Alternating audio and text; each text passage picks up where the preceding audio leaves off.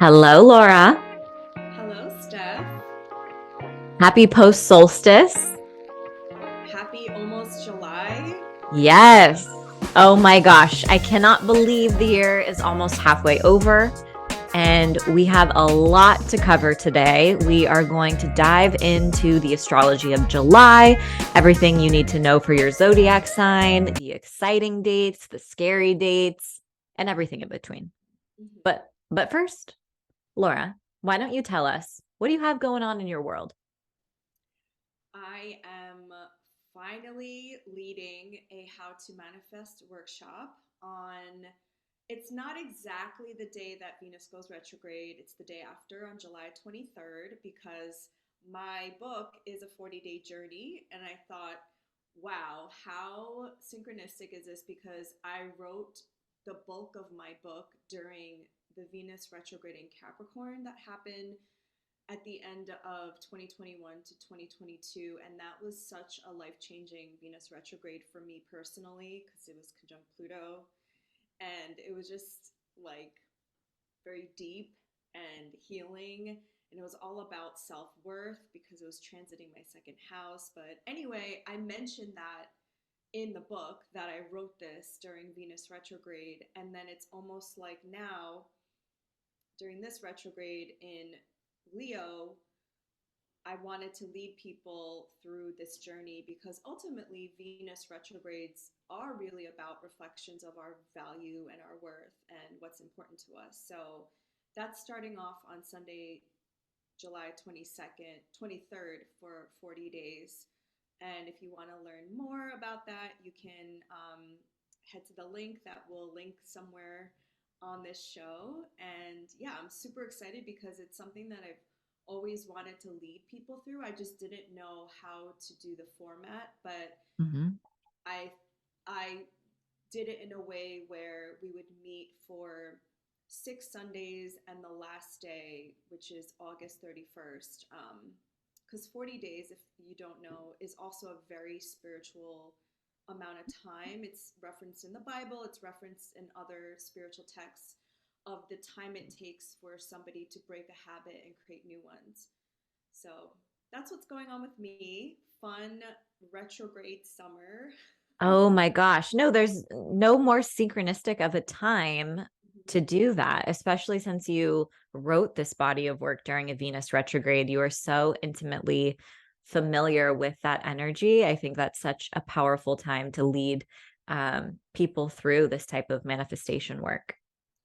Yes, and we're going to talk about this more later with the Venus in Leo retrograde, but actually, the last time Venus was in Leo, and there was like a bunch of other things going on at that time, because Leo rules my ninth house of publishing, is actually when I got this book deal. So, again, this was like another Venus signification for my personal life.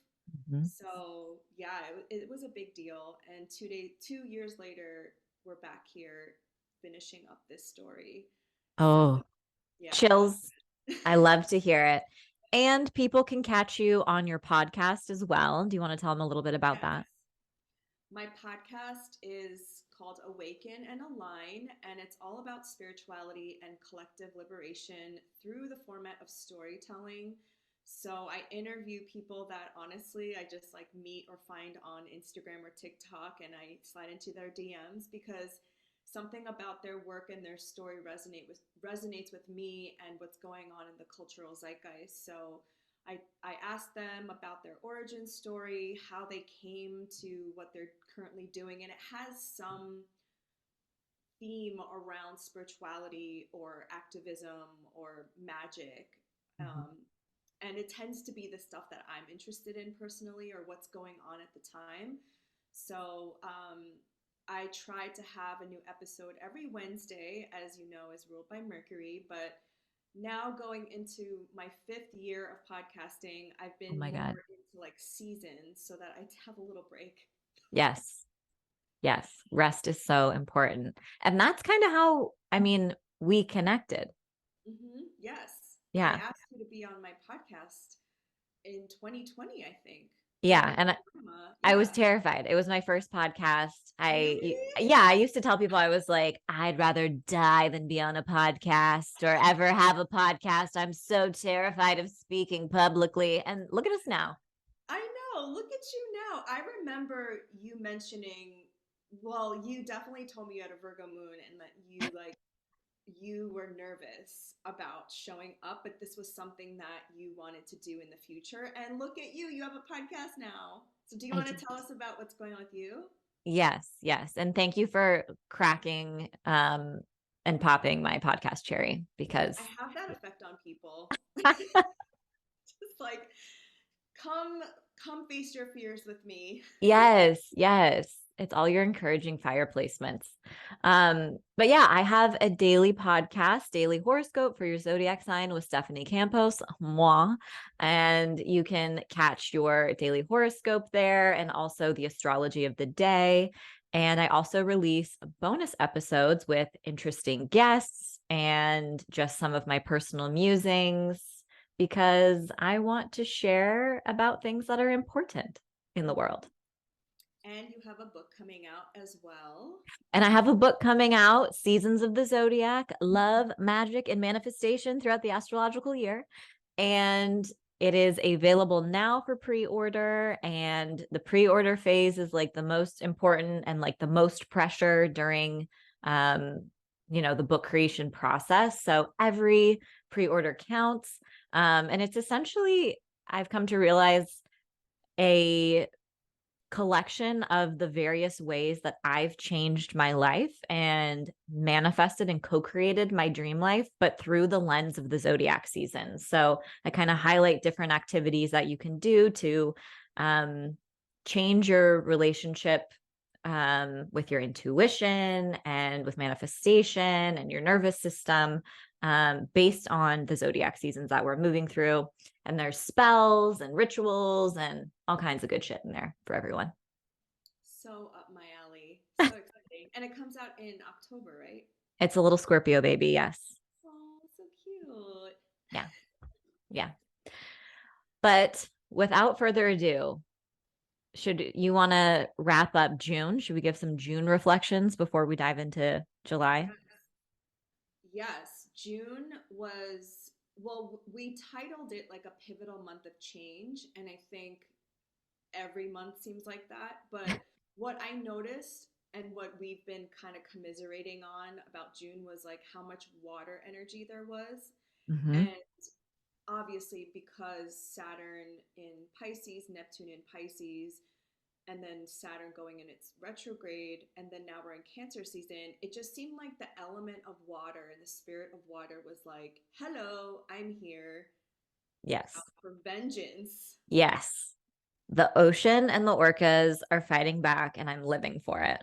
Yes. It was like, first of all, I love that the orcas, I learned so much about orcas. I know you love orcas, right? That's I'm like your a baby. freakishly obsessed with orcas since childhood. Yeah. Yes. And by the way, in June, I got to hang out with you in your home, Don't which make me cry. Oh my was gosh. so fun. We still miss you and talk about you every day. One's not the same. She's like, "Where's Laura?" I literally like fell in love with, I mean, I have to say your dogs because your cats like didn't want to be seen by me, Yeah. but that's okay. I respect their space, but literally her dogs I felt like were my soulmates. They just like, I don't know. I still get like emotional thinking about it. Like how much they just like wanted to cuddle and they wanted attention.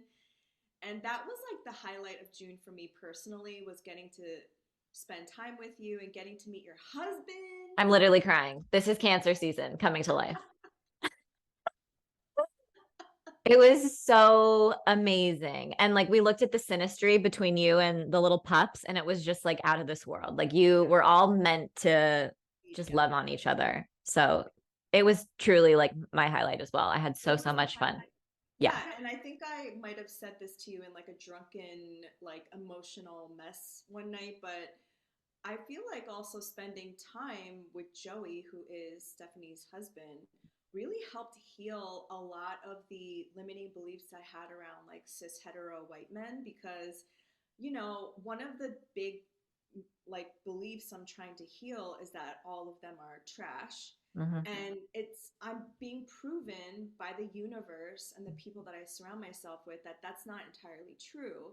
And just the way like Joey being a Taurus sun and just like cooking for us and he's not an astrologer, but he was like playing along with us while we were talking astrology. And Stephanie and I were talking astrology like the whole time, Nonstop. nonstop. Mm. And just how he was like giving us our space, but also like wanting to be a part of our interactions. It was just so healing, and I just wanted to say that out loud because it was just such a beautiful time with you and in your home, which is such a private like fourth house thing, Hmm. and with your your fur babies, and the whole thing was just so beautiful. And I don't even know why I went into that rant, about June and like the overall theme of June, but and then I got to hang out with a lot of family during my California tour. So yeah, there was this backdrop of like um, water energy and like being protected and feeling very nourished by people, and then also kind of feeling like, wow, the orcas are badass. And the point I was trying to make about the orcas is that they're a matriarchal um, Hmm. species. It's the Yep. women that like fight back. Oh yeah. Oh yeah. Um, oh my gosh. I just have to say, side note, we're planning a trip to New York later in the year. And Joey's first comment was like, we're gonna see Laura, right? I'm like, Of yes, course. we're gonna see Laura. Okay. But that was like top priority. Um, but yeah, June was, I think the first half of the month was, it had this combination of energy that was like frenetic and like energizing and intense. But also like a flow, just yeah, and I think a lot of that was because of the Pluto interactions that were going on, um, and the retrograde Pluto moving back into Capricorn. And the second half of the month felt very uh, inward as well. So it was kind of like really action oriented in the first half. And then the second half, I felt like kind of after Saturn stationed retrograde. Normally, I don't really notice that. I'm like, whatever, just another day. But I felt a shift this time. Were there any transits that we mentioned that really stood out to you as you were like living it and embodying it? Oh, I mean, just the most recent one that comes to mind is Mars square Uranus. I think I was like, watch out, for me, because I'm like a Leo everything. And that was a totally wild, intense, frustrating By day. the book. Yeah, by the book. Um, that was one. The Sun square Neptune and Mercury square Neptune, Mhm. both of those days, I've started doing plunges into the ocean nearby my house. And I've done it 3 times now, and I'm committing to like keeping that up. And I did those on the Neptune days, and it felt very healing. It felt almost like a remediation. Normally, when Neptune is like in a hard aspect, I feel like I'm in a fog or like confusion or, over paranoid. Sometimes I totally spin that way. But I was able to feel more grounded by integrating the element and the power of the ocean into my daily life on under those transits. Ooh, yeah. I was like cheering you on when I watched your reel. I was like, go, Steph. You started it all on when it was like Sun trine Neptune. You're like, I'm running into the ocean. And I went to the ocean that day. I was like, okay, Laura, let's do it. I went to the ocean and I looked at it and I was like, too chilly, not for me. It was Venus trine Neptune. Oh, It was there you go. Venus in Cancer trine Neptune in Pisces. Yeah, I love a good ocean pummel. Like, there's something about, and I actually read up about this. There's a certain like I don't remember what it is, mineral that's in seawater that you can't get in like an Epsom salt bath when you just take a bath in your, home. Mhm. And it helps to like wash away and cleanse the negative ions on your body. Mm-hmm. And I just, here in New York and New Jersey, I'm assuming it's similar to where you are. Like, it's not calm waters. It's like the waves will eat you up. Mm-hmm. And there's something about surrendering to that I just really love, because the ocean, as we've seen, is terrifying. Mm-hmm. It has its own energy. It's going to do its own thing. So, I mean, I'm not suggesting people do this. Obviously, do it with your swim level, but there's something about being rocked by the waves that kind of shakes you out of your mind, your head. Mm-hmm. Mm-hmm. Well, it just puts things in perspective and brings you back to a place of embodiment, I think. Yes. Yeah. Yeah, that's Sun square Neptune. I listened back to our June forecast, and I remember saying, you might feel like you're drifting off to sea, because I have this aspect in my chart. And sometimes I was telling you that this weekend I just like literally went off into my own dimension and I read two fantasy novels because I just like go off into this like other world. And that was around the same time that the submarine was lost, or quote unquote lost. They couldn't find it. And so yeah, it definitely has a more tragic and malefic signification sometimes, but also it can just make you want to disappear into a different reality. That Mm-hmm. really stood out to me. Yeah. Yeah. It was yeah, the transits were loud, especially towards the end of the month with the submersible or whatever it's called getting lost in the ocean.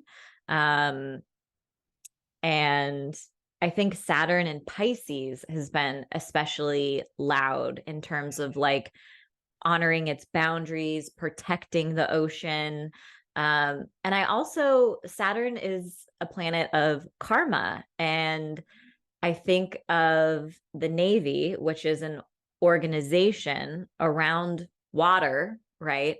Um, kind of dealing with karma. That whole week of the submissible being, quote unquote, like you said, lost, they knew on Sunday that it imploded. They heard the sound on Sunday, but every single day after that, there was some story to capture our attention still, like now we're hearing banging sounds and oh my gosh, there's 18 hours of air left. And oh my gosh, we've just released a new vehicle under the sea that can finally reach them. Like, you think that the Navy doesn't have that at their will, just always?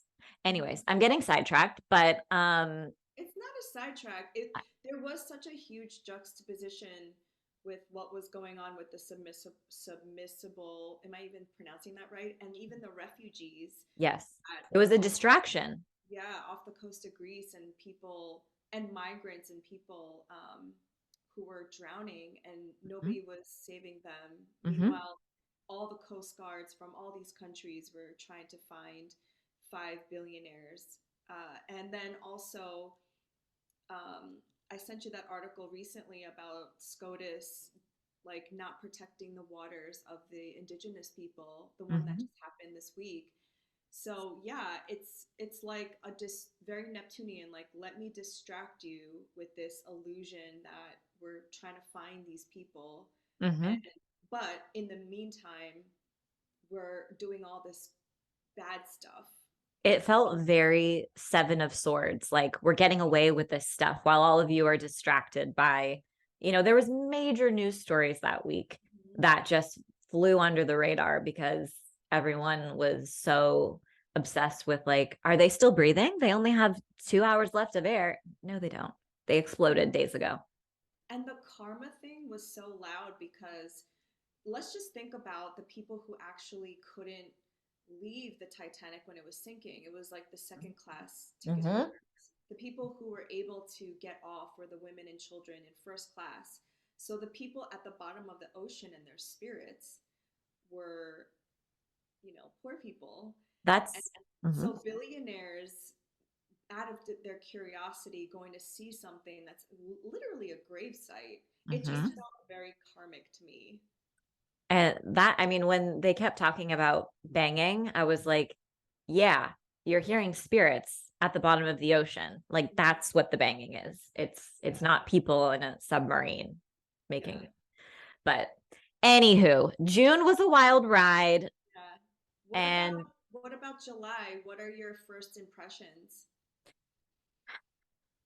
I think it feels like the first half of the month is there's a lot of free flowing energy and supportive energy, and we're making progress and we're deepening connections and we're getting exciting ideas. But the second half of the month feels chaotic.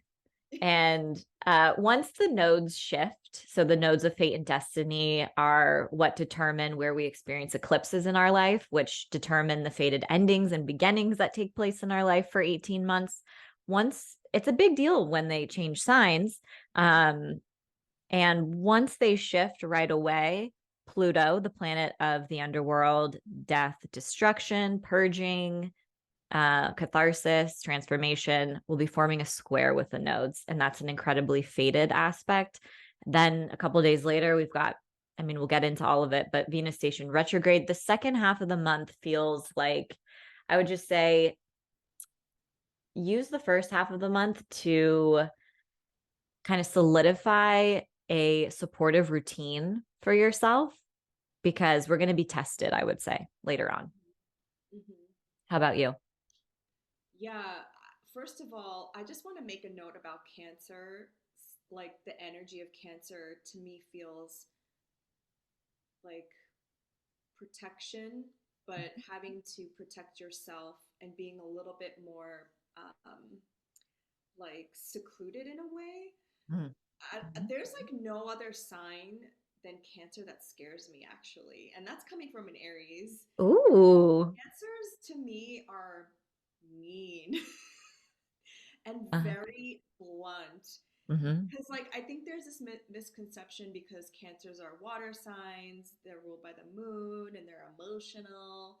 I personally find that cancers are like the most fiercest signs. Mm-hmm.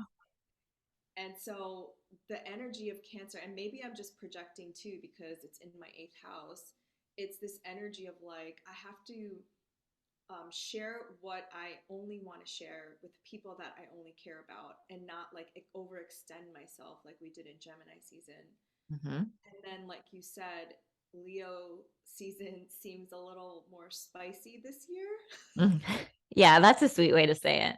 I don't know.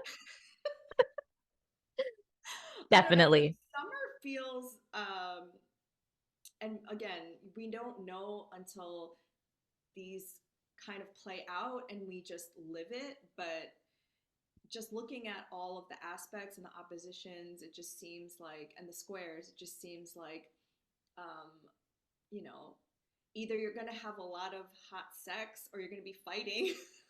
Yeah. And probably both. Probably both. So, Shall we start? yeah, without further ado, July 1st, we have two exciting aspects in the sky. Mercury will form a sextile with Jupiter, and the sun will form a sextile with Jupiter. Sextiles are aspects where they require us to take advantage of them. So this could literally just be like another day that comes and goes if you don't decide to make the most of it.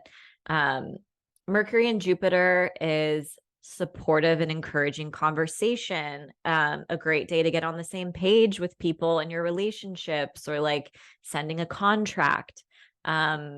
Expansive ideas may come through. And the sun's connection with Jupiter feels like just progress and exciting growth in whatever we in some of our towards some of our goals and dreams. Yeah, I just can't help thinking that we're dipping a little bit into June, but the day before we have that Kazemi, and I love Kazemis. Mhm. And I think we spoke about this in the June forecast where Mercury in a water sign is more internal and doesn't necessarily speak, it's nonverbal. Mhm. And so you might have gotten a great download the day before, Mm. and now you're going to like be inspired to act upon it. Because with sextiles, you do kind of have to do something. Mm-hmm.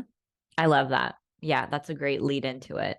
The day before in the Kazemi, that's totally when intuitive and innovative and breakthrough ideas come through. So this feels like a day of taking action, confident action, right? The sun's involved. So we're feeling like, yeah, we're ready to do this.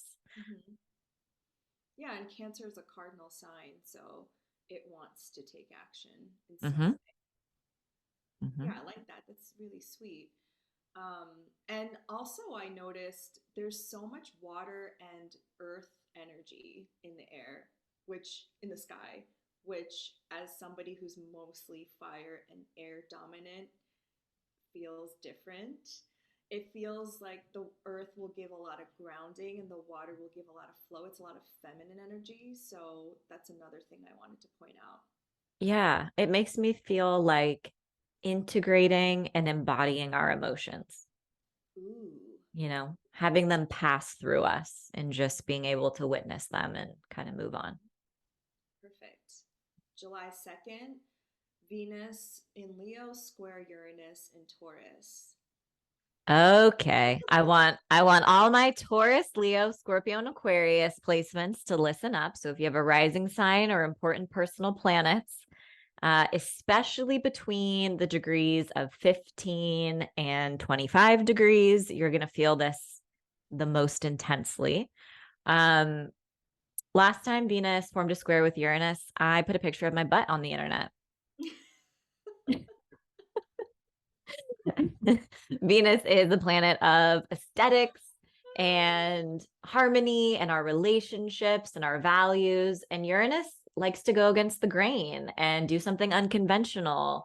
Um, so yeah, I think if you read about this online, they might say like unstable relationships may break up, or you could experience some frustrating or surprising confrontations. But it's also a day to like experiment with people you're close with. It's not just romantic relationships, but it's a day to experiment.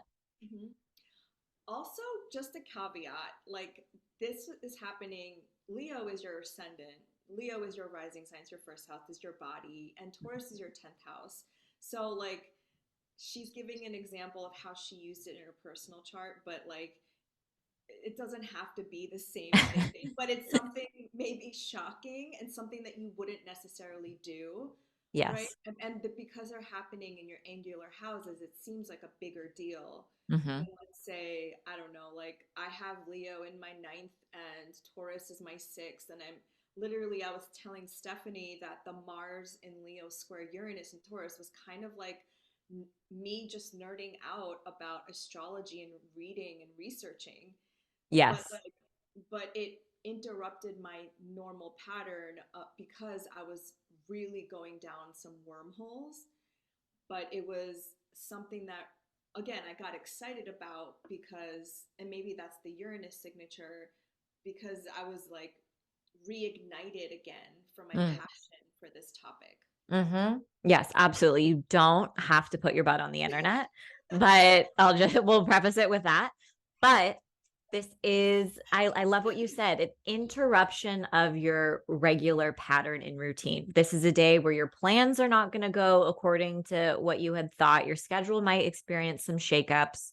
If are privileged and able to pad flexibility into your schedule, that's the day to do it. And it's a great day to take a risk within reason. Mm-hmm. And squares, I forget which month we talked about squares, but they can be dysregulating to your nervous system. So, whatever you need to do to regulate your nervous system first, and because I think of your Uranus in Taurus as like your nervous system in your body, and Mm, then the square just like activating it. mhm. But yeah, I do believe in using this energy to take some kind of action once you have this form of safety in your body. Yeah, I would say for the most part, Venus square Uranus transits have been cute and exciting. Um, but there is also the potential, these energies can manifest in a myriad of ways. So, Mm-hmm. Yes. yeah.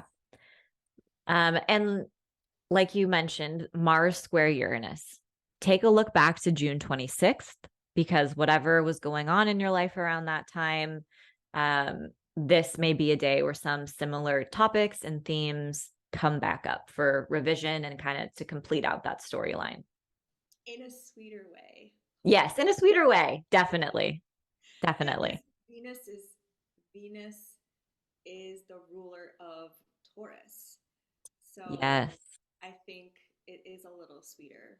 Yeah. And and also I said to finish the story and I misspoke. This is going to happen two more times later Yes. in the month. So because of the Venus retrograde. So anywho, just pay attention on this day because this is a multiple part chapter and this Mhm. is your second set of clues as to what's unfolding here. Yes.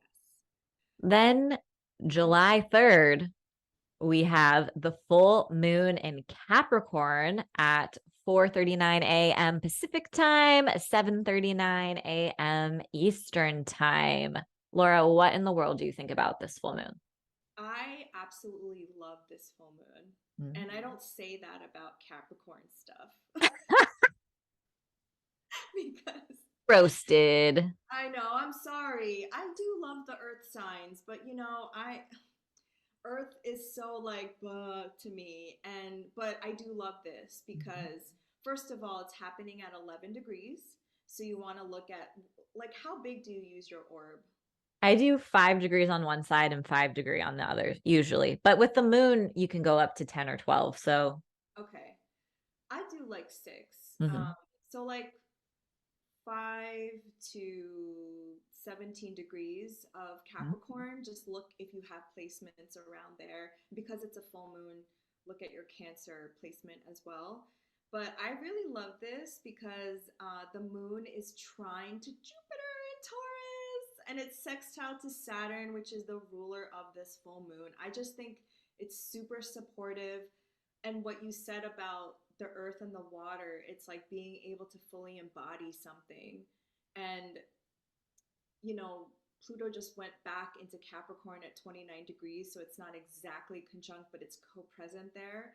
And I fully believe now that it's gone back there that you aren't back there, but you've learned something from Pluto being in Capricorn to where now you're in this transformation phase, Yes. right? That's what it feels like. So I Yes. feel like this is such a beautiful full moon. What do you think about it? Well, well, what I was going to say is that I love that we have this is like our full moon synastry because you have this like positive spin and I'm always like doom and gloom. I just wrote the full moon horoscopes and turned them in this morning for well and good, and my assessment of the moon there, it's definitely a cute moon, but I also noticed that it will be the next aspect after the full moon is it's applying to a square with Chiron and Aries.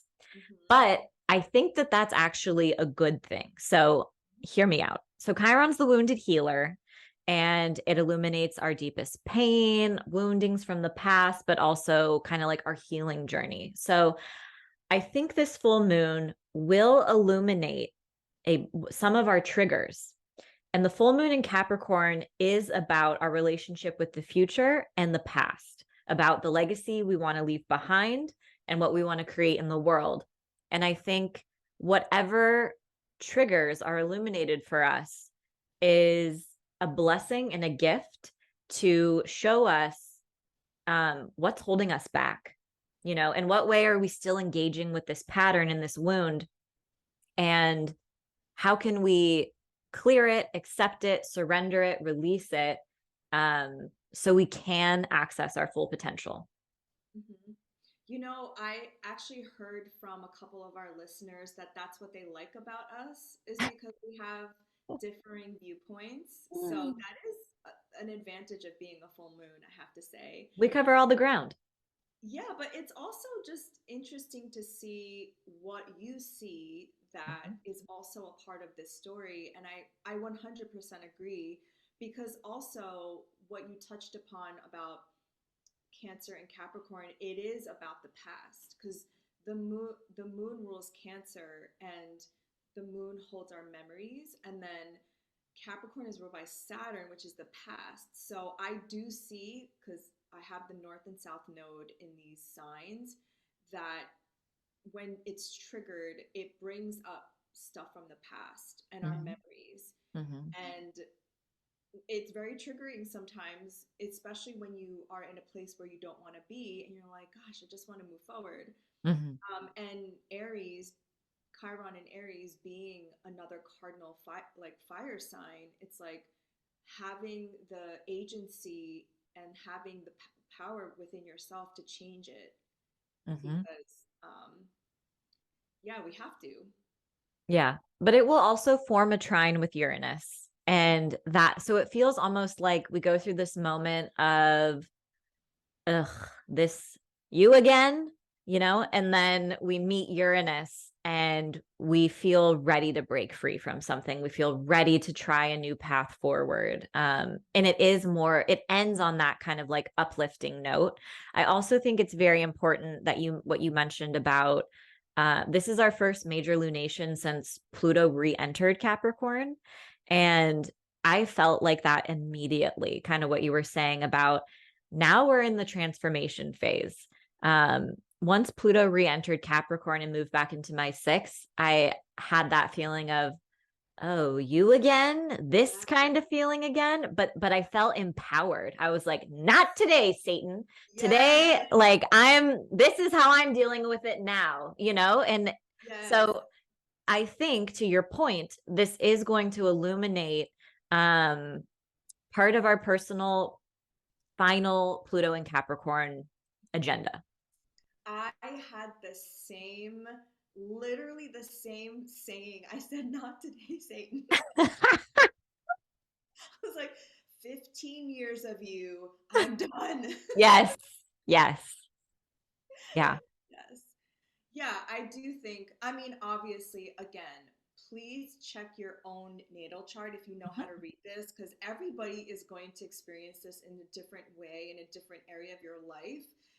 But I would say overall, there is like a bittersweet note to this full moon. And depending on your, um, I guess, your flavor for earth energy, then you would be more, I guess, ready for a full moon, because also the full moons are a culmination of energy. Like you're ready to kind of like um, release or burst or come Mhm. full into something. And there's like all this other stuff in the background kind of going on behind the scenes that are also like triggering points. And so, yeah, you might feel a little heightened at this time, your emotions being heightened at this time. I mean. Yeah, absolutely. So So July next up, 6th, yeah, tell us, what do we got? July 6th, we have Mercury in Cancer, sextile Uranus in Taurus. Again, Okay, so right?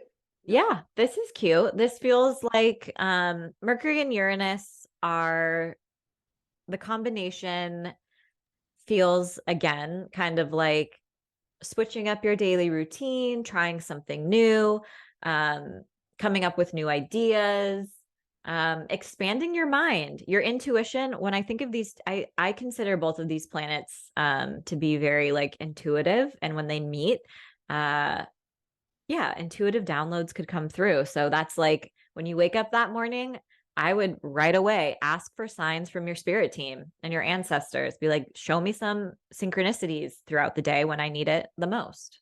Hmm. I like that. I don't know if you believe in this kind of thing. I don't, but some people think of Uranus as the higher octave of Mercury. Do you believe in that kind of thing? I was literally going to say that. And then I was like, I don't believe in that. So I'm not going to say it. I think that's an evolutionary astrology kind of thing. Yeah. I personally believe that all the planets have its own has its own energy, Yeah. and they deal with different parts of the body. They have a different resonance, but I do feel like Mercury and Uranus have this feeling of quickness, or like something needing to be transmitted. Hmm. Mm-hmm. Yeah. So, yeah, interesting conversations will take place. Interesting ideas will come through. Stay tuned in, stay curious. Mhm. Then the next, a few days later, July 9th, Mercury in Cancer will form a trine with Neptune in Pisces. This is, I think I told everyone last month, one of my favorite aspects to get stoned under. OMG. The downloads just like beam through my head. Um, I love it. And coming through in the water signs, two intuitive water signs, like get stoned, take a bath or a shower, cleansing your working with water, um, can lead to bless your water even, if you don't like to smoke the weed like I do, that's totally fine. Like bless your water, but working with water can be very mystical today. Oh, yeah. Going back to our water conversation, I was going to say bring offerings to the oceans, or if you live near a lake or a river, do water magic. I think all the girlies who do water magic are just having a field day this like year or the next 3 years when Saturn's in Pisces. And also just like, yeah, giving offerings to the ocean, because I'm just thinking about, I don't necessarily live that close to an ocean, but I'm an ocean person, and I'm like rethinking going into the ocean for the first time. So like giving offerings versus being the offering. Yeah, or asking for permission. Yes. Mhm. Yes, and working with your water deities if you Mhm. have any. Yeah. But intuitive connection, healing conversations, compassionate responses, practically speaking, that's kind of how the energy will also play out. Mhm. July 10th, Mars enters Virgo. Whoa! God, July 10th is crazy. all right, July 10th. How do you think of Mars entering, like Mars in Virgo? Mm, mm. Be very careful what you say because you can't always take it back. Ooh. Words become our weapon. We're more precise with our words. We have the advantage of charging forward with, precision and a detail oriented mind, but we adopt a way of, our weaponry, our way of armor and fighting is through our words. Mhm. Um, and being critical of others and ourselves. And I think if you're feeling like you're being really critical of other people, it's probably projection and it's time to like look inward. Mm. Mhm. Mhm. What about you? Well, I didn't really know. That's why I was like trying to feel into this energy. I mean, Mars is severing and separating, and then Virgo to me is really about editing and being like health. So, Hmm. like, I think the first thing that came up was just being like super strict about your health routines and like cutting out stuff that you don't want to eat anymore. Um, but I really didn't know. I had to think about it. Hmm.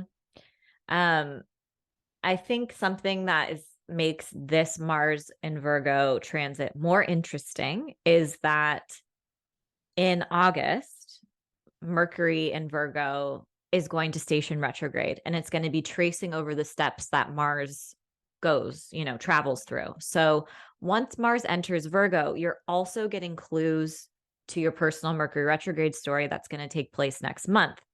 And something else that two other things that make this more interesting is that this Mars in Virgo is answering to Mercury in Virgo. So, and they're also very close to making a conjunction. They're traveling side by side in the sky, very similar to how right now Venus and Mars are traveling side by side in Leo.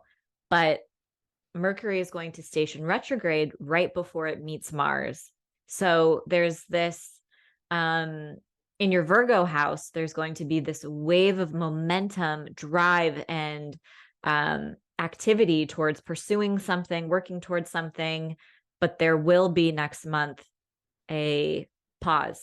a speed bump, um, where we have to turn it inward and reflect on, how we're going to proceed. So I think it's an interesting transit just because it's going to offer so many clues into what's going to come next month. Mm. And also Mars opposing Saturn in Pisces, but we'll get to that obviously. Yeah. Sobs into the microphone. But what about all this other July 10th activity? Damn. Holy smokes. Okay. Mercury, So, Mercury opposing Pluto, Mercury entering Leo. Mercury's just like flying by. yes. So Mercury in Cancer will sit across the sky from Pluto in Capricorn at the 29th degree. This is what's called the anaretic degree for anyone who doesn't know or is new to astrology. It is a critical point, it is a point of tension, pressure, and Mercury opposite Pluto is already intense, but this feels amplified. It is also going to be tracing over where Pluto will square the nodes, and secrets are often revealed when Mercury is opposite Pluto. I think this will foreshadow some of what's going to unfold a couple days later once the nodes are activated. But yeah, intense conversations, cathartic conversations can take place. The Cancer and Capricorn axis in your chart, look at what kind of topics those houses signify. And power struggles can come up, feelings of jealousy, things that you've repressed, or your shadow side. But yeah, powerful realizations too. Mm-hmm. Family secrets. Yes. I also realized that when the submersible went down, this was also when Pluto um, was retrograde, and a lot of people on TikTok were saying like this, if this is not an ether rich kind of Yes. situation, because Pluto at the 29th degree in Capricorn is like going against the institutions and the status quo. And I just thought that was interesting because Pluto represents wealth as well. And it's the same week that Mark Zuckerberg and Elon Asshat were like, we're gonna fight each other in a cage. Yes. And So everyone's like, go down there then, or yes, something. yeah, yeah, yeah. hmm Um, so stay tuned because that looks like a juicy day in the news, and our personal lives, TBH. But Yes. And actually, we missed the most important day of July, which is July 4th. It's the oh, USA's solar return. oh yeah, well, I didn't even look at the chart for that day. Whoops. I didn't either. I do find it interesting because it's the day after the full moon in Capricorn, and Oh, we're going through our Pluto return. I have it And up. You want to yeah, know something juicy about it? I do. The moon will be conjunct Pluto that day. Oh, yes, of course. Mm-hmm. Mm-hmm. Ooh. The U.S. The Sun and Jupiter and Mercury are all in Cancer in the eighth house. Mm-hmm. So, and the U.S. Sibley chart is a Sag rising, so that Jupiter is exalted in Cancer. And if you think about how the U.S. made its wealth, it was through people's taxes and through like conquering other lands. It was like other people's money, Mm-hmm. which I find very interesting. And So yeah, resources. Mm-hmm. yeah. So I think what made me think of that is the July 10th, because this is a few days after the solar return of the US. And I definitely think these transits are going to affect us as a country. Mm-hmm. Mm-hmm. Obviously. Naming that prediction now. Yeah. And the US has a North Node in Leo in the ninth. So Mm. I think the Venus retrograde is also going to impact that. Oh yeah. Hello, politics. Yes. Uh-huh. Foreign affairs. Mhm. Um, okay. Then later on July 10th, Mercury enters the sweet graces of Leo. Mhm. What do you think about Mercury in Leo? I'm too biased. I don't know. The first thing that came to mind was love bombing. Oh my God, yes. And I know on TikTok love bombing is a red flag. I get it. But I don't know. It sometimes people need words of affirmation, and just knowing you and just knowing the way that Leos express, it's like, affirmations like I'm worthy, I am amazing, I am beautiful, and that's what comes to mind. Um, I love that you said love bombing. For me, like I was a literal cheerleader, but I'm also an emotional cheerleader, and I love bomb all of the people in my life, like to the fullest extent. Yeah. Like if I'm ride or die, that's Leo energy. We're fixed signs, but yeah, I am always standing on the sidelines, like you can do it, keep going, you got this. That's very Mercury and Leo, encouraging, and it will be answering to the sun. And, towards the beginning of the transit, the sun is going to be in Cancer, but later in the month, the sun will enter Leo, and then it kind of gets a little bit of a cosmic boost. Um, but Mercury in Leo is about speaking authentically, courageously, um, being weird and loving it. Hmm. Yeah. Oh yeah. And Venus in there as well, you might be like really pouring out your heart to somebody or some people in your life and Hmm. being honest about your feelings, Hmm. Hmm. for example. I think it's cute, It is given what we had to deal with earlier in the day. very, yes. Okay, where are we? July 14th, the sun in Cancer will sextile Uranus in Taurus at 22 degrees. Mm. That's cute. That's sweet. That's Mhm. like a little bit of experimenting and shake up in your day. Maybe embracing some more of your own quirks and weirdness and share, feeling brave enough to share publicly. Mhm. What else comes to mind? Yeah, I think like we're just having a lot of Uranus and Taurus activation, obviously with the sextiles and the squares. And I just think that area of your life, I mean, if not already, because the North Node, Jupiter, everything being there, it's just another like action point to take, to do something. Um, in the case of the sun being in Cancer and it's like 22 degrees, you want to see like where you have 22 degrees in any of your placements. Yeah, just taking more action steps. I don't Hmm. know. Yeah, the plot thickens. We're moving forward in a new and exciting way. Yes, because we had something similar to this earlier in the month, right? Like Mercury. Mercury. So Yeah. look back to July 6th. Good point, because that's going to kind of echo what takes place on this day. Hmm. Mhm. And then July 17th, we have three major things happening. First, we have the North Node into Aries. Mhm. Do you want to talk about that first?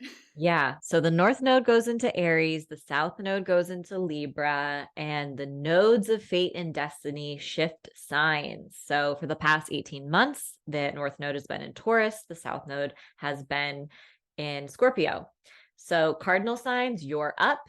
Your life is about to be flip flopped. Karmic people are entering and exiting your life.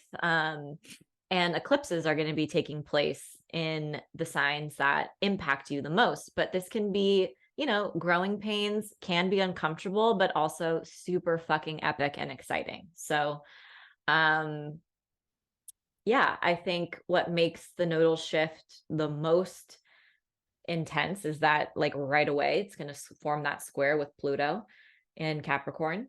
Um, but it's interesting because the North Node has been in a Venus ruled sign, and now it's going to be in a Mars ruled sign. and the South Node was in a Mars ruled sign, and now it will be in a Venus ruled sign. So we're kind of continuing the storyline, but from someone else's perspective, maybe. Hmm. And last year we had a Mars retrograde in Gemini, and then this year we're having a Venus retrograde in Leo. I think that's very Ooh, synchronistic. It's almost ooh. like we're getting this like cosmic test of Mars and Venus. I just saw a drain, the image of a drain in my mind, like clearing out. Yes. Hmm. Um, yeah, I am excited about this The because last, I'm Aries. uh-huh, uh-huh. I know this energy, but yeah, I think it's this polarity and this integration of self and other, because Aries is self, Libra is relationships, and I think we predicted this when we did our Mars and Venus episode like last year, that we think or we believe that a lot of people will either break up or get into more conscious relationships, Hmm. hopefully. Hmm. Um, and I think it's also important to remember that the last time the nodes moved through these signs, I believe was December 2004 Mhm. through something 2006. So pay attention to basically 2005, 2006, what was going on in your life around that time, um, because similar topics may come up. Yes. And then the same day, new moon in Cancer at 24 degrees at 11:32 a.m. Pacific, 2:32 p.m. Eastern, and it's going to oppose Pluto. I was going to say, you already know I'm doom and gloom about this. Um, I don't, okay, but I don't think it has to be doom and gloom. So it's taking place, like you said, at 24 degrees, 11:32 a.m. Pacific, 2:32 p.m. Eastern. Um, the most immediate aspect to the moon is Neptune in Pisces. And I think that is truly stunning and beautiful. And I think we will all sob. If you do not cry on this day, something is wrong with you. Yes. Um, and it will sit across the sky from Pluto. So I think that there's this potential for healing and a deeper understanding and surrender. But we really have to face what makes us uncomfortable and what we fear first. Mhm. We need to hear, it's not doom and gloom. We just need to hear reality too. So I appreciate that about you. Thank you. I do think that we can't just skate by with all these like beautiful aspects. We need to know like what we're preparing ourselves for here. Hmm. So I do think that with it opposing Pluto, the moon opposing Pluto, like that's a difficult thing. That's like seeing stuff that Hmm. might be triggering to you. Hmm. Maybe Yeah. not seeing, but more feeling things coming Hmm. up again from the past. You being like, I thought I had figured this out, or I thought I healed from this, and then it coming back. But ultimately, life is a spiral, so it's not like we're repeating a cycle, but we have more wisdom and knowledge this time around. But sometimes we have to see it again to fully integrate that lesson. Yeah. And healing isn't linear, and grief doesn't work like we think it works. So I think just be gentle with yourself. And if you feel like, I've had many moments in my life where I'm like, ugh, I thought I was done with this. I thought I healed this. Yes. Like, Oh. listen, no one's healed. No one's fully healed. We're just human beings having a very, we're spiritual beings having a human experience. And part of that is we get to heal ongoing for the rest of our lives. Yes. So have compassion for yourself. Hmm. And the moon is in its own sign. That's cute. It's cute. Yeah. But new moons are for setting new intentions. It's for, making some kind of a new beginning for yourself. And I think this one is pretty powerful because Yeah. it's going to make a trine to Neptune like you mentioned, and then Pluto. So Yeah. especially And The trine to Neptune is cute. But I'll be sobbing in my bathtub if you need me that day. So, I know.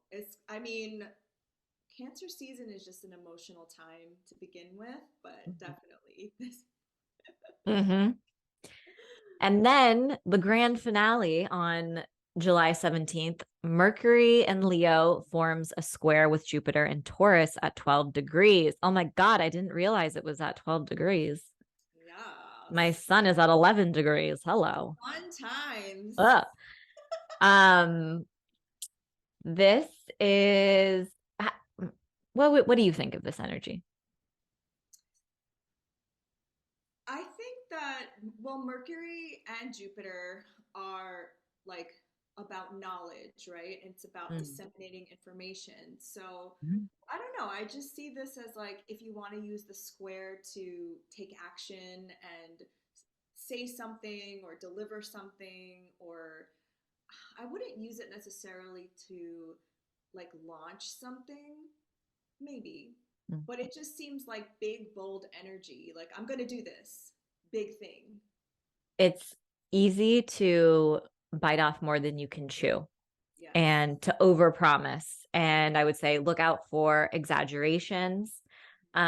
Allow yourself to feel the optimism and the excitement about things.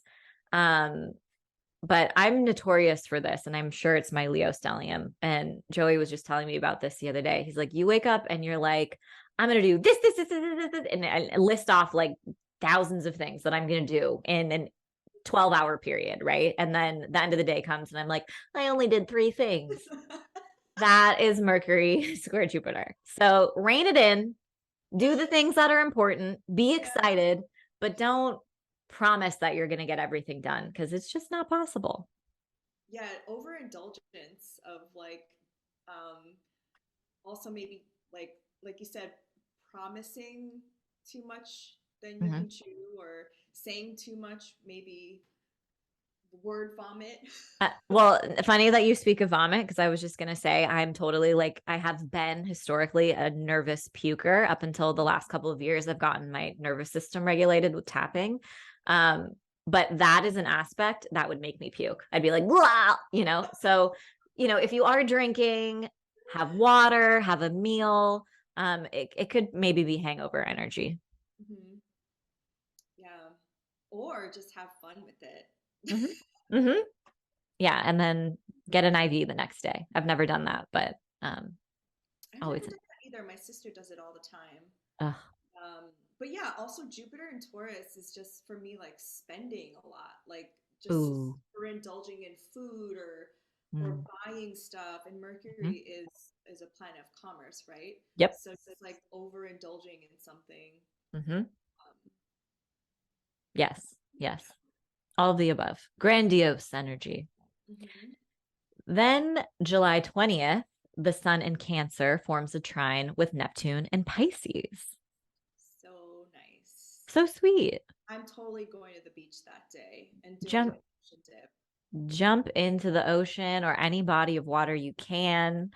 Um, this also feels like if you are someone who tunes into your intuition or your psychic muscles, maybe you're integrating a deeper connection with your Mhm. own abilities. A lot of psychic vibes in the air today. Very psychic vibes. And Mhm. Neptune in Pisces also reminds me of like music. Hmm. Playing music, being in music, going to a concert. You were talking about you went to Blink 182 concert and you like cried because of nostalgia. Like Yeah. I have those same experiences where I'm literally sobbing during a concert because music just reminds me of so many important moments in my life. Hmm. Yeah. Very nostalgic vibes for sure. Active dream world as well. I think there's such an interesting contrast on July 20th because on one hand you have this delicious and supportive and compassionate creative romantic energy, but at the same time Mhm. we have Mars and Virgo opposing Saturn and Pisces. Yeah, so okay, normally I would be like concerned, but I feel like they mitigate each other. Mm-hmm. Especially because like Mars is in an earth sign and Saturn is in a water sign.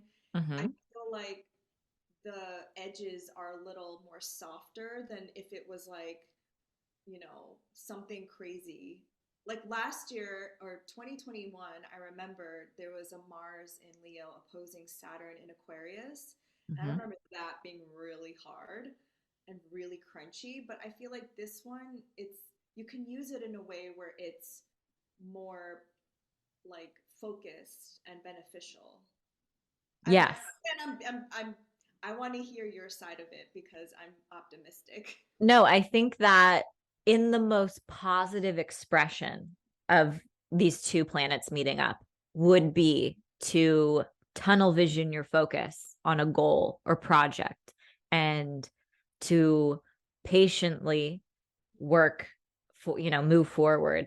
Um, but anytime Mars and Saturn are in a hard aspect with one another, it feels very much like push and pull energy, rock between a hard place, putting the gas pedal on and the brakes on at the same exact time. Mars wants to go forward, Saturn wants to stop. So it can feel frustrating, challenging, like circumstances outside of your control are holding you back on your progress. I also think our will and our egos can get bruised today. When Mars and Saturn are across the sky like that. But like you said, with the Sun Neptune energy at play, I do think there's the possibility for mitigation. And I think it's just about being conscious that both of these archetypal energies will come up throughout the day. And I think channeling any frustration proactively, like this would be a day where I'll tell July 20th in the morning, first thing I'm going to do is scream into my pillow. Even if I feel like a pleasant little pee, I'm going to scream at the top of my lungs into a pillow. And maybe I'll go into my garage and hit a punching bag just to proactively work with frustration and anger and release it from my physical being. This is a great day to do that. And I think that that will kind of like temper anything else that plays out. I love that. That's great advice. Mm. Okay. July 21st, the sun in Cancer will oppose Pluto in Capricorn. Okay. Okay. So we want to go back to, was it, yes, July 10th, Mm-hmm. and think about what was unfolding in our lives around that time, because that's when Mercury was opposite Pluto. Mm-hmm. Um, and again, it's like the story arc continues here. When the sun is involved and the sun is representative of our ego and it's across the sky from Pluto, this is more ego power struggles, like relationship dynamic imbalances, being forced to confront your fears, your relationship with control, um, power, jealousy, obsessions, fixations. But it can also feel like a full moon moment and like a moment of catharsis and being powerful or influential, I think. Mm-hmm. Yeah, I definitely think this is again kind of similar to what was it, the new moon? Mm-hmm. Um, Mm-hmm. the new moon vibes where you're seeing that Pluto across the sky and it's like, oh crap, I thought I figured this out. Yes. Uh, Yes. and you're back and you're staring at me. And this time it's the sun, so something is being illuminated. Like you said, the full moon moment where when you have something opposing the sun, it's like there it is in your face.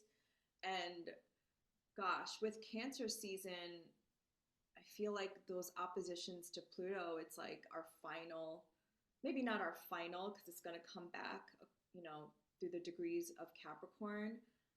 But yeah, I think it's going to be another opportunity. I'll say it that way. Mm-hmm. Mm-hmm. Yeah. And then the main event of July, what you've been waiting for, everyone. July 22nd, Venus goes retrograde in the fixed fire sign of Leo. Spicy, spicy. Spicy, spicy. Venus retrograde. Venus will be retrograde from July 22nd through September 3rd. The degrees that it will be traveling, it will start at 28 degrees Leo when it stations retrograde, and it will backpedal all the way to 12 degrees. And it will station direct on September 3rd, and make a lot of important connections along the way. Yes. So Venus's cycle is 8 years. So think back to 2015 and then 2007 Mm-hmm. and then 1999 if you're old enough for similar topics. And I like to think of this as like another chapter in your Venus and Leo story. Mm-hmm. And yeah, I obviously it's going to have different players and make different aspects, which will flavor it differently. But I do think it's interesting that um, what was it? This we spoke about this the summer of 2015 when Venus was in Leo and it was co-present with Jupiter. That was when same-sex marriage was legalized in the Yep. United States, and it was also um, the sun. I mean, Jupiter was conjunct Juno, which we spoke about. Mm-hmm. Juno is is the asteroid of commitments and marriage. And it was a nodal reversal because the North Node was in Libra. Mm-hmm. Mm-hmm. And this all took place during the retrograde period, which is like, almost kind of like righting our wrongs, like redirecting, like we're getting it right this time. Um, I hope that there are more positive developments for the queer community during this retrograde and their rights. I think also having um, the South Node in Libra, to me, I was thinking maybe like a release of outdated relationship, um, blockages or so. I hope that we see some similar positive growth and movement, especially for trans people and just humans to love humans and to self express how they want to self express authentically. Exactly. I just also noticed that this, when the chart, when Venus goes retrograde, it will be conjunct Lilith because Lilith will also be in Leo. Holy And smokes. Black Moon Lilith was Adam's first wife, and our mutual friend Adama is a like Lilith Everything. everything. So Encyclopedia. go check her out, Mhm. Adama Cisse. But basically, Black Moon Lilith was Adam's first wife, and she did not want to be inferior to him. She wanted to be an equal partner, and Adam was like, fuck no, like a wife is second class citizen. So she was like, bye, peace. And so they like banished her from the Garden of Eden, which is like very Taurus, right? Mhm. And then they like made her into a demon and like this horrible, horrible, like whatever she was, like a demon. And I think that's very telling for this Venus retrograde in Leo because personally, again, I might be projecting because I am a woman in 2023. I feel like it's finding our worth and really like the retrograde time is remembering our value outside of the patriarchy and outside of the male gaze personally. I think it's, yeah, finding empowerment by owning your shame and fear and guilt too. Ooh, yes. Like, make that your superpower. What you feel shameful and fearful of might be your secret spark. And society is projecting one thing, but when you own that, you can reclaim your power. Mm. because Venus, people with Venus retrogrades in their chart go against the grain of Venusian topics. Let's just say being in the sign of Leo, to me, Leo is about like how you shine and also beauty and our like physical features. And so if we're in a Venus retrograde in this sign, it's like also what value do we give ourselves when Mm-hmm. it's when we're just looking out at the outside, but really Leo rules the heart. It's really about our authenticity and who we are beyond beauty standards. Yes. Um, can I make some basic bitch comments about beauty during Venus retrograde? Um, this is not the time to try out a new haircut, to cover yourself in tattoos, to do a drastic makeover. You can think about it, you can get ideas, you can find inspiration. But this isn't the ideal time. Like last time Venus was retrograde, I decided to chop my own bangs and it was horrific. It was literally, and I knew that. I was a practicing astrologer, and that's just a simple manifestation. So this isn't the time to make outwardly big changes with your physical appearance, but to kind of think about once Venus stations direct, that is the time to kind of pounce. Got my pun there. Um, and something else that I've just started thinking about within the past couple of days is Venus retrograde is an excellent time to get into thrift store shopping, Mm. recycle, reuse, and yeah, go play in your wardrobe. Some of the pieces that you've held on to for years, but you never wear, style them. Like it's a fun time to play around with style that way. And yeah. During the retrograde, Mm-hmm. right? Not like because we're right now we're in the shadow. Yeah. So right now in the shadow, would you say it's okay to do some beauty stuff, but during the retrograde not? I'm too paranoid just from my messed up bangs. So I probably will not be doing that, but I think it's okay. It's not going to be the end of the world. Hair grows back, or whatever. It's not the end of the world. But um I I want to get like a massive chest tattoo and like maybe even a throat tattoo, and I'm waiting until after September. Mm-hmm. Yeah. That's probably a good move, being a Leo rising. Yeah. Yeah, What and if I get the wrong animal?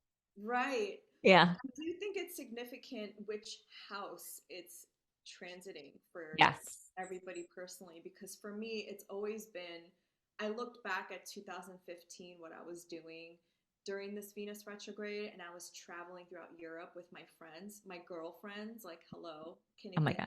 more Venus and Leo retrograde? Yes. And then in 2000 and what was it, seven, 7. I Hmm. moved back from San Diego from grad school during the retrograde. And that was also like a very ninth house, like graduating from higher education kind of thing. Oh. So for me, it's always about either traveling, ninth house, foreign lands, or publishing or studying. So Hmm. hopefully it means that this year I will be going somewhere abroad. And I also looked at like my Venus lines where they are and maybe returning back to some of those places. Oh, Um, cute. so, for example, and other people, it can be something so much more fun than that. Like maybe it's transiting through your 10th house and you're having a big career moment or something. Hmm. Yeah. I can't remember July 2015 what was going on in my life around that time, but I remember the July 2007. I was a terror. It was horrific. Um I was really exploring Venus and relationships at that time, let's just say. Ooh, Yes. that's exciting. Yes. Um so it, like Laura said, it just depends on where it's happening in your charts. Mm-hmm. And I think what's interesting is later the same day, the sun is going to enter Leo. So that's kind of amazing because then Venus retrograde is just answering to the sun in Leo, which is in domicile and it has strength. And so that helps a little bit. Yeah. Also, I do want to say that not all, like, I'm starting to read about Venus and the etymology of Venus from Alice, oh my God, Alice Sparkly Cat's book, Post-Colonial Astrology, and Venus is has a duality to it. It is like the daytime expression is like a warrior and the nighttime expression is super cozy and cute. So Venus goes from a nighttime like super cozy cute romantic Venus to then when it goes turns around in its retrograde to a morning star Venus, which is more warrior like and a little bit more. So I do have to say it's not all going to be cute sometimes. She No, no, has no, no. bite to her. I think that I'm so glad you mentioned that because it reminds me that um two Venus retrogrades ago was May 2020 when during George George Floyd. Floyd, Black Lives Matter. Um, and they are generally, they take place. Venus is the planet of harmony and justice. And they can bring periods of intense discord, injustice, and just intensity. And to kind of funnel that into our personal lives, I'm in a Venus ruled year right now. And yeah, some things have been like super cute, but at the same time, I've also never dealt with so much competition, jealousy, like projections, So that will also probably come up as well. Yes, thank you for reminding me. If you're in a Venus perfection year, like we both are, the retrograde will impact you more because it's like magnified. And I was going to bring up the George Floyd thing because you reminded me because the Venus retrogrades make a star point. So there's like it makes a pentagram in the sky. So there's like five Venus cycles. So there's one in Leo, which we are in now. There's one in Scorpio, Capricorn, which we just had last year, Aries. I don't remember when the Aries one was, but then we had the Gemini one in 2020, and they all happen every 2 years. But within each star point, it's 8 years. Mm-hmm. So look at where you have Leo, Scorpio, Capricorn, Aries, and Gemini because you can see the cycles that Venus brings you. And I'm telling you, that May Venus retrograde in 2020 was like the nastiest one I've ever experienced. Mm-hmm. Personally, too. Yeah, like what you were saying, because it was at an angle. Mm-hmm. Mm-hmm. Yeah. So it's not all fun and games, but our Leo house will get a glow up come September and we'll have walked through the fire. Yes, for sure. And there's so much more to say about Venus in Leo and retrograde coming up next month.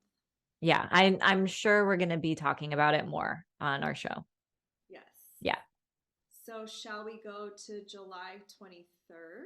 Yes. Mercury in Leo square Uranus in Taurus. So that's taking place at 22 degrees. So if you have fixed signs, pay attention. Between 15 and 27 degrees, you'll feel that the most intensely.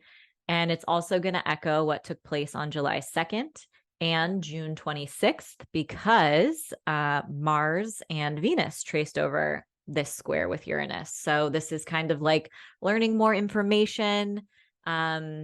About that storyline or taking action or communicating something that may shock and surprise others. Yeah.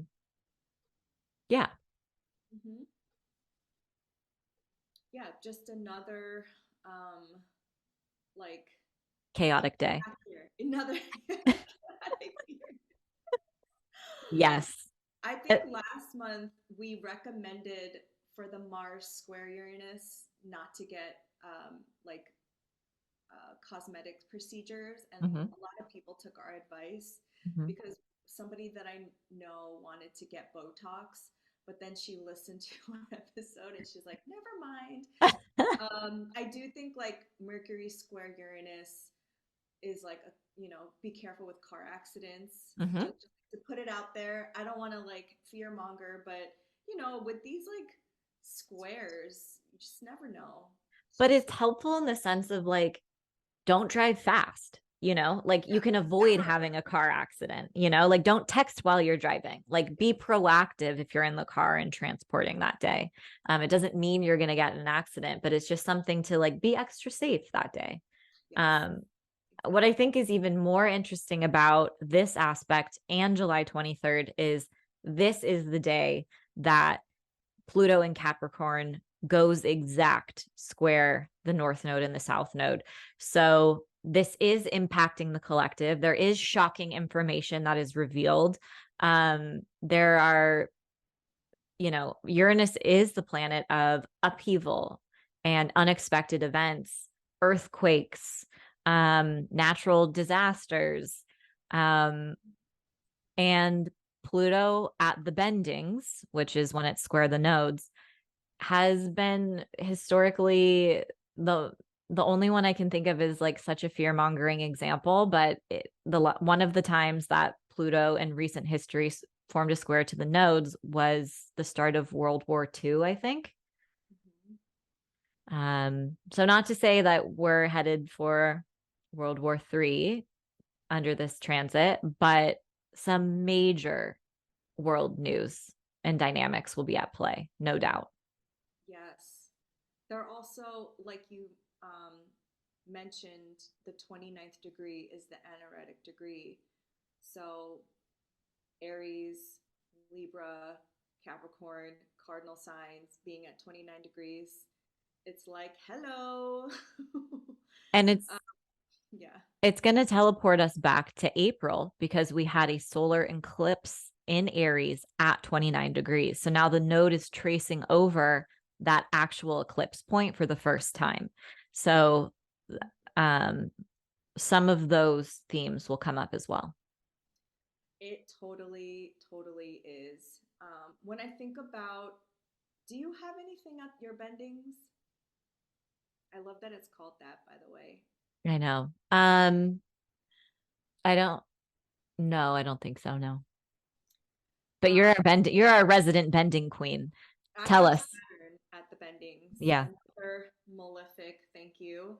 And I really like try to dig up a lot of information about it because just from my own like personal healing journey and from an evolutionary standpoint, they really look at the nodes and like what's around the nodes. I don't know if anybody listening to this has learned anything about evolutionary astrology, but it's basically like the nodes are our collective soul growth and what we're transforming and transmuting and integrating by harmonizing the polarities. And it just reminds me of like Pluto in general is a planet. We talk about it so much here because, well, Stephanie just got a Pluto tattoo. Check it out. Check it out on Instagram. Yeah. And we kind of bonded over Pluto and how significant Pluto being in our chart has been and has continued to be. And for me, Pluto is all about sacrificing something that you're never going to get back. It's like that. I don't know if you've ever watched The Avengers, where they have to sacrifice a soul to get the soul stone, the infinity stone. That's Mm. kind of like what Pluto reminds me of. It's like you have to sacrifice a soul to get a soul. I know that sounds very dramatic, but that's very Plutonian. Um, but basically, it also reminds me of diving, like scuba diving, when you're ascending and you have to stop at each safety stop so that you literally don't get the bends. And the bends is when like your body can't stand the pressure. So it's like very bad for your lungs, and it's literally called the bends. So Oh, I just think that Pluto squaring the nodes is like something that us individually and collectively still have to integrate the lessons of Pluto that we haven't yet. And yeah. each of us, it's going to be something different, right? Based on our own natal chart, and then collectively, what we still have not integrated, or even like gone, even given the first sacrifice, right? Because everybody's on their own journey. Some people are more aware than others. But I wanted to offer that because maybe you don't know, but I've been going through a really rough Pluto transit the last couple years. And it very much feels like, or has felt like, it took a part of me that I had to sacrifice my money, had to sacrifice safety, had to sacrifice having like a steady paycheck in order for me to find my real worth and value outside of capitalism, basically. And Mm-hmm. that was a really hard journey because there were so many times when I wanted to like throw in the towel and say, I'm just going to work for the man and get a paycheck every month. But I decided not to. I decided to sacrifice that feeling of safety and security. And now with this in the bends, it really does feel like that final test. Have I Yeah. integrated it, you know? Yeah. Yeah. It's going to be a powerful moment personally and especially collectively and for the US because our natal Pluto, um, I don't remember, is it at 28 degrees, 29 degrees, something like this? Yeah. 27. So 27. Okay. So we're getting lit the fuck up. That's the technical term. Yeah, So yeah. yeah, Yeah, sorry to take so long on that, but it is a it's a big one. big one. Yeah. So we'll report back in Yeah. August Yeah. how that all went down. But July 27th, Mercury in Leo, conjunct Venus in Oh, Leo, North thank Node. fucking every, god and goddess and creature. Yes. Thank goodness. Oh my gosh. I'm so ready for it. How do you really feel? I feel like leading up to this point, July is just like bam, bam, slapping us left and right. And then this is a very sweet and exciting, celebratory, connective. I don't even know if that's a word, but like a beautiful moment. Hmm. I agree. It's like commiserating energy. Mm-hmm. Great time to collaborate with others and come up with like really exciting ideas, social energy, great time to go on a date. This is the time to shoot your shot. Like if you've been sitting on a pitch email or like nervous to approach someone about something, share your idea because literally luck is on your side. I was gonna say Venus is in retrograde, so like an X factor might come back. Yes. Oh, good point. Okay. Yeah, definitely probably hearing from exes around here. And to your point, if you do shoot your shot, be patient because it's likely it will take time because of the retrograde. So you may not hear back right away, but just trust that this is a beautiful day to initiate. I personally wouldn't commit to anybody until Venus goes direct, so I think it's a fun time to, play the field a little. Mm-hmm. Mm-hmm. Mhm. And then we wrap up July. Our last major aspect is July 28th, and Mercury enters Virgo. So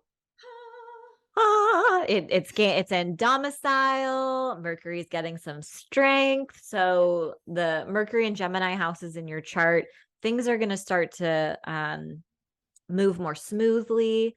You can think back to July 10th when Mars entered Virgo, what was going on around then. You're finding out more news about those topics now, information. Um, and you're also getting clues into your Mercury retrograde story. Fun times. But I just love when Mercury is in Virgo. I It's love it. cute. I love it even more than Gemini. It feels more like grounded. Mm-hmm. Mm-hmm. And well, there's no time Virgo doesn't waste time. It's precise with its action and its thoughts. And yeah. Exactly. But that is July, everybody. And we wish you all the luck and love and blessings. And remember that these are just our personal forecasts. But remember to have a journal out and keep track of all the transits and how you're embodying them and living through them in the moment and report back to us. Yes, let us know in the comments if you're watching on YouTube. How did some of these energies play out for you? What transit are you most excited about? If you're listening on our podcast, shoot us an email, let us know, and maybe we'll share some of your stories. Okay, see you in August. Bye.